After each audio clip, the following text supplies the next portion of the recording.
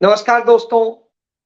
क्या राहुल गांधी रेत में चोंच मारकर कुछ बेहतर करने की निकालने की सोच रहे हैं?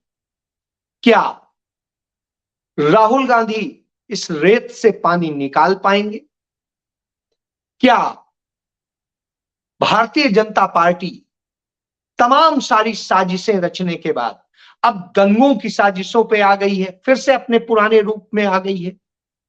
क्या राहुल गांधी कांग्रेस को फिर से अपने पुराने यूपीए के ही माध्यम से भारतीय जनता पार्टी को, नरेंद्र मोदी को शिकस्त देने की रणनीति पर काम करना चाहिए?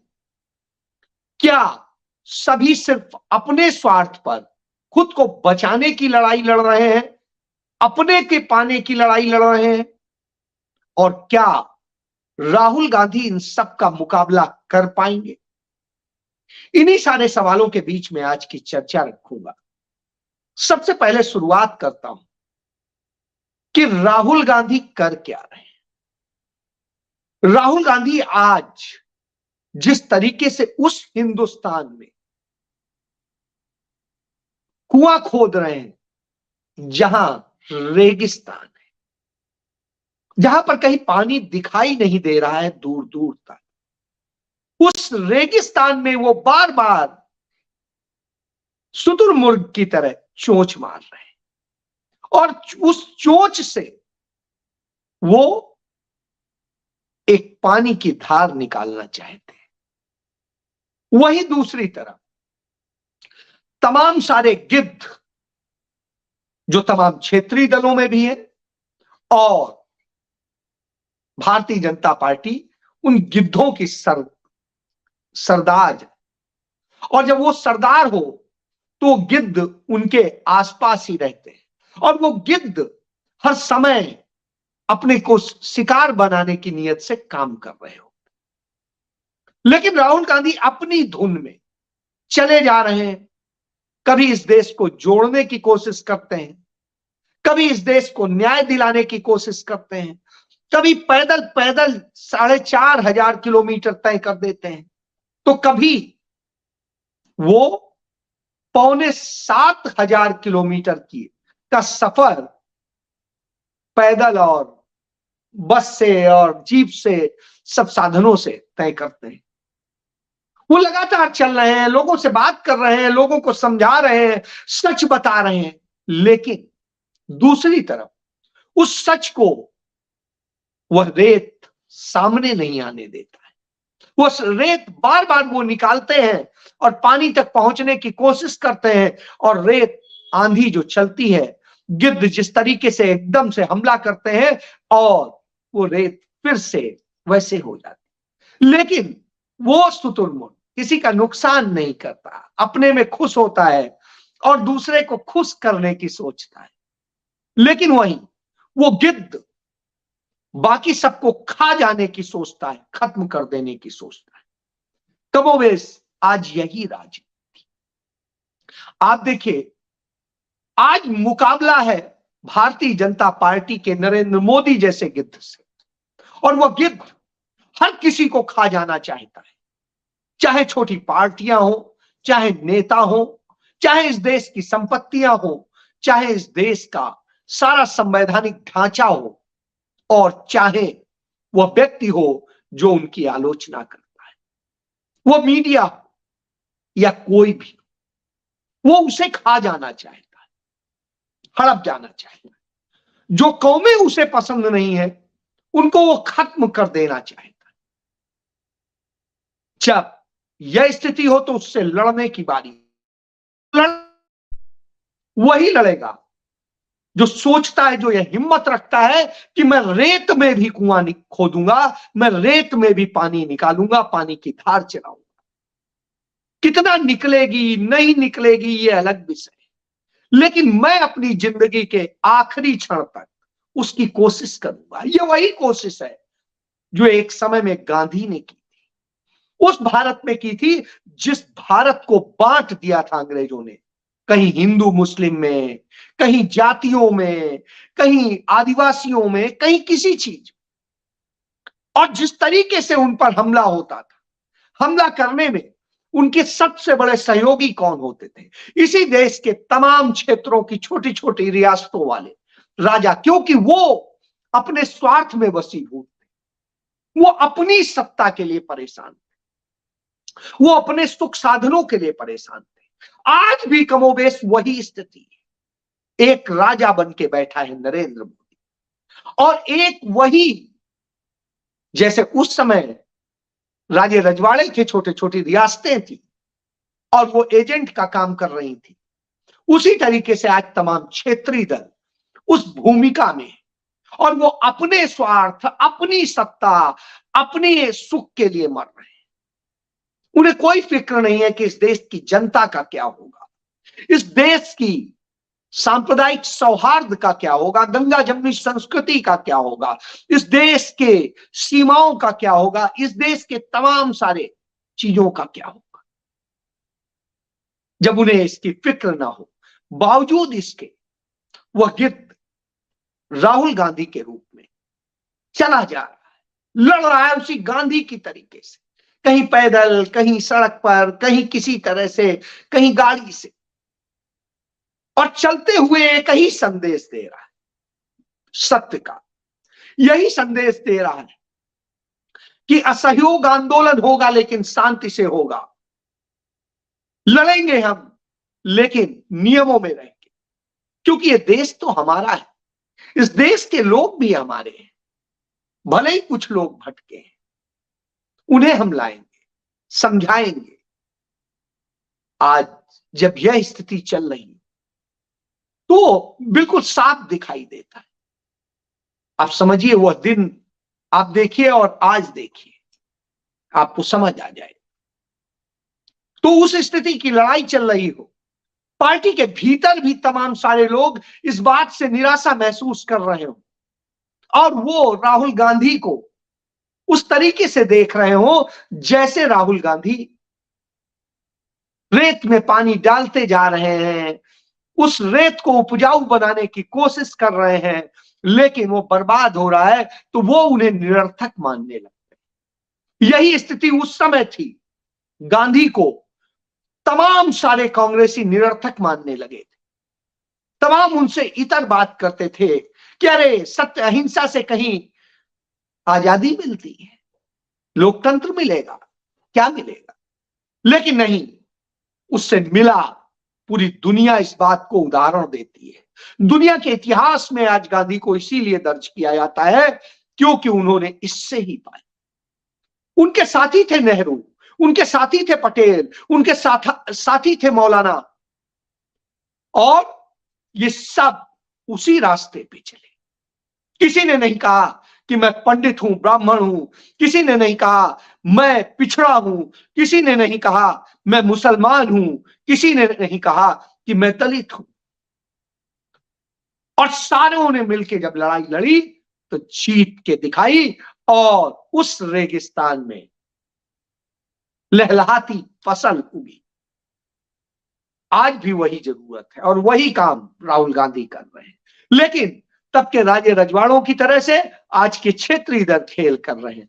चाहे आप पश्चिम बंगाल में देख लीजिए, ममता बनर्जी को अपनी सत्ता, अपने लिए, अपने सुख, अपने भ्रष्टाचार से बचने के लिए, ईडी सीबीआई के डर से बचने के लिए लड़ने को तैयार नहीं, सिर्फ अपने स्वार्थ के लिए लड़ती दिखती है बस। वही अरविंद केजरीवाल को देख लीजिए, जब तक ईडी सीबीआई और सब इनके पास नहीं आई थी, मोदी के लिए कुछ नहीं कही।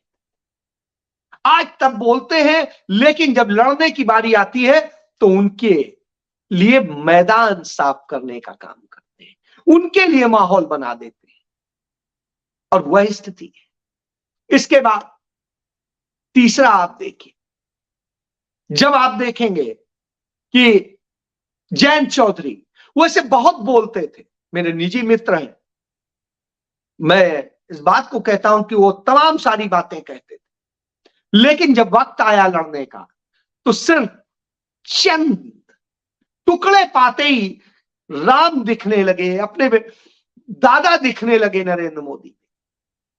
तो अब आप समझिए दादा दिखने लगे हो तब फिर तो अब कोई चीज ही नहीं है, कोई बात ही नहीं रह गई। यही स्थिति कमोबेश नीतीश कुमार में हुई। जो नीतीश कुमार कहते थे मरता मर जाऊंगा, भाजपा में नहीं जाऊंगा, चले गए, सब है। लेकिन राहुल गांधी ने हार नहीं मानी, वो फिर भी खड़े। कुछ और दल हैं जो अपने अपने ढंग से सीटें हम डिसाइड करेंगे, हम ये करेंगे, लड़ाई लड़ने की बात नहीं करते हैं। सत्ता चाहिए, सीटें चाहिए, हिस्सेदारी चाहिए। अरे हिस्सा लीजिएगा, पहले आइए तो, वह पानी निकालिए तो नहर निकालिए, फिर अपने खेत में भी काट लीजिएगा, दूसरे के में भी जाने दीजिएगा। तो यह स्थिति है। चलिए, जब ये हालात हो तो निश्चित रूप से इस देश की जनता को समझना होता है। भारतीय जनता पार्टी लेकिन इसके बावजूद इतना डरी हुई है, घबराई हुई है राहुल गांधी से, राहुल गांधी की भारत जोड़ो न्याय यात्रा से, कि वो तमाम तरह के प्रपंच करती है। वो 2014 में सरकार में आई थी, तब से लेके अब तक श्वेत पत्र नहीं लाई थी, अब श्वेत पत्र लाती है। और श्वेत पत्र का जिक्र करती है, चाहे 2G का हो, चाहे कॉमनवेल्थ का हो, चाहे कोयला का हो, चाहे रेल का हो, या जो भी हो, वो सारे मामले उसी के समय में ट्रायल हुए कोर्ट में, और सब में निर्दोष साबित किया गया उन लोगों जिन पर लांछन लगते थे। कांग्रेस सरकार का एक आदमी भी उसमें दोषी नहीं बताया गया। तब आप समझिए कि जब कोई दोषी नहीं तो अपराध हुआ कहां था। और जिसने आरोप लगाया था उसने जाके माफी मांग ली विनोद राय ने, कि नहीं हमने तो ऐसे ही एक असेसमेंट किया था, ये कोई फैक्चुअल नहीं था। अब आप समझिए, तो इतना बड़ा ढकोसला होता है। दूसरी तरफ कांग्रेस पार्टी जो ब्लैक पेपर लेके आती है, उसमें एक एक तथ्य बताती है कि कैसे बेरोजगारी, कैसे महंगाई, कैसे दूसरी चीजें, कैसे भारत की सरकार के 25 लाख करोड़ रुपए का जो है मुनाफा उन PSU से कमा लिया गया जो नेहरू ने बनाए थे, जिन्हें कहते हैं 70 साल में क्या किया। उन नेहरू के बनाए PSU से 24 दशमलव कुछ लाख करोड़ रुपया कमा लिया। और माफ किसका किया? उन कारपोरेट घरानों का, उन अदानी अंबानी का। किसान का माफ नहीं किया, जो किसान हर घंटे आत्महत्या कर रहा है। उस युवा को रोजगार नहीं दिया जिससे कहा था कि 20 करोड़ टोटल रोजगार देने चाहिए थे, हर साल 2 करोड़ के हिसाब से। उसको नहीं दिया, उसको उल्टा बेरोजगार बनाया। तो यह दशा की। और बेटियों की सुरक्षा की बात हुई थी, बहुत हुई बेटी पे मार, बेटी बचाओ बेटी पढ़ाओ, और स्थिति यह हुई कि बेटी के साथ बलात्कार करने वालों को संरक्षण दिया जाता है। रोज बरोज इस तरह की घटनाएं होती हैं, रोज बरोज हत्याएं हो रही हैं। आज ही की बताते हैं, अमरोहा में जिस तरीके से डबल इंजन की राम राज्य की सरकार अमरोहा में एक व्यापारी के घर घुस करके उसकी हत्या होती, उसकी बेटी की हत्या होती है। यह स्थिति है। ये एक जगह नहीं है, रोज बरोज होता है। कितनी घटनाएं गिनाई जाएंगी। सुलग रहा है, आदिवासियों पर अत्याचार हो रहा है, उनकी जमीनें छीनी जा रही हैं और चंद पूंजीपतियों को सौंपा जा रहा है। जब यह खेल चल रहे हो तो सवाल उठता है। और ऐसी स्थिति में भी उनको चैन नहीं है, तो दंगे फसाद कराने का काम करते हैं। हल्द्वानी में जिस तरीके से मिस्टर मलिक के उस बाग के अंदर बने हुए उस दरगाह को तोड़ दिया गया, जिस तरीके से मस्जिद को तोड़ दिया गया, जिस तरीके से साजिश रची गई। पहले वहीं जो रेलवे लाइन के पास में सैकड़ों सालों से अंग्रेजी हुकूमत के समय से रह रहे लोगों के घर थे, उनको तोड़ने का काम किया गया था। तब 2022 में हाई कोर्ट ने कोई सहायता नहीं की थी, तब सुप्रीम कोर्ट से राहत मिली थी। और सुप्रीम कोर्ट से राहत मिलने के बाद उन्हें कहा गया था, उनके पास सारे कागजात थे, यहां पर भी पूरे कागजात, लेकिन न कोई देखने को न सुनने को गया। मेरा कातिल ही मेरा मुंसिफ है, तो क्या इंसाफ करेगा? यह क्यों किया जा रहा है? उत्तराखंड का तो इतिहास नहीं है दंगों का, वहां पर इतना मुसलमान भी नहीं है, तो ये दंगे हो क्यों रहे? वहां पर एक 1996 में हुआ था, तब अटल बिहारी वाजपेयी प्रधानमंत्री थे, उत्तर प्रदेश में भाजपा की सरकार थी, और उसके बाद में एक दंगा हुआ 2011 में, और जब दंगा हुआ उस वक्त किस तरीके से आरएसएस के लोगों ने उसमें आग में घी का काम किया, और उसके बाद में अब हुआ है 6 से अधिक लोगों की मौत हो चुकी है, सैकड़ों लोग घायल हैं और तमाम सारी चीजें। क्यों? क्योंकि बहुसंख्यक को संतुष्ट करने के लिए वहां समान नागरिक संहिता को बनाने की बात कही गई। आवश्यकता किसको थी? किसने मांगा था? क्यों जरूरी था? क्योंकि आग लगानी है, भड़काना है, और इस नाम पर बहुसंख्यक की राजनीति करनी है, बहुसंख्यक तुष्टीकरण की राजनीति। तो यह स्थिति है कि वोट बैंक की राजनीति में देश को आग लगा दो। और यह भारत में दंगों का यदि इतिहास देखेंगे तो दंगों को भड़काया किसने, किया किसने? 1857 में एक होकर के हिंदू मुस्लिम लड़े थे, सिख भी थे, और सब ने मिल करके लड़ाई लड़ी थी अंग्रेजी हुकूमत के खिलाफ। हिल गई थी अंग्रेजी हुकूमत, कंपनी भाग गई थी, और ब्रिटिश सत्ता ने शासन संभाला, और क्राउन ने फिर अधिकार देने की बात की थी। लेकिन राजे रजवाड़ों ने, जो आज की क्षेत्रीय पार्टियां हैं जैसे, उन्होंने फिर धोखा किया, और उस कारण हम गुलाम रहे। उसके बाद में जब 1885 में कांग्रेस बनी, तो उसने फिर से एक बार गंगा जमुनी तहजीब को, संस्कृति को पालने की कोशिश की, आगे बढ़े, फिर उसमें फूट डालने का काम किया गया हिंदू महासभा, आरएसएस और मुस्लिम लीग के जरिए। किस तरह तोड़ने की कोशिश की गई? आप याद करिए 1921 में कैसे हिंदू मुस्लिम सिख ईसाई सब मिल करके लड़ रहे थे और अंग्रेजी हुकूमत को जवाब दे रहे थे। कैसे आदिवासी लड़ रहे थे, किसान लड़ रहे थे, और हम जीत की तरफ पहुंचते उसके पहले साजिश के तहत आरएसएस बनती है, हिंदू महासभा बनती है, और वो किस तरीके से तोड़ने का काम करती है। उधर मुस्लिम लीग बनती है, और दोनों, और स्थिति ये होती है कि ये जब स्वशासन प्रणाली लागू होती है तो इस देश के अंदर डोमिनियन स्टेट में ये एक साथ 3 राज्यों में सरकार चलाते हैं, और उसके बाद कहते हैं हिंदू मुस्लिम एक साथ नहीं रहेगा, और फिर उन्हीं राज्यों में दंगे कराते हैं, और फिर देश को तोड़ देते हैं 2 टुकड़ों। यह भी इतिहास। आज भी कमोबेश उसी दिशा में जा रहे हैं, आज भी हालात वही कर रहे हैं। तो उत्तराखंड आज क्यों जलाया गया? क्यों इतने लोग मरे? प्रशासन कहता है कि उन्होंने चलाए, और जो वीडियो सामने आ रहे हैं उसमें आता है कि प्रशासन के लोग, पुलिस के लोग पत्थर बरसा रहे हैं और तमाम चीजें कर रहे हैं। एक तरफा तस्वीर दिखाई जाती। तो इस तरह से किया जाता है। वहां इंटरनेट बंद है और बहुत सारी चीजें हैं, बड़े प्रतिबंध है, कर्फ्यू लगा दिया गया है, लोगों के ऊपर अत्याचार हो रहा है, लेकिन कोई सुनने वाला नहीं। इस देश में दंगे कराने का इतिहास भाजपा का है। कभी मंदिर के नाम पे, कभी किसी नाम पे। अब झूठ बोला जाता है।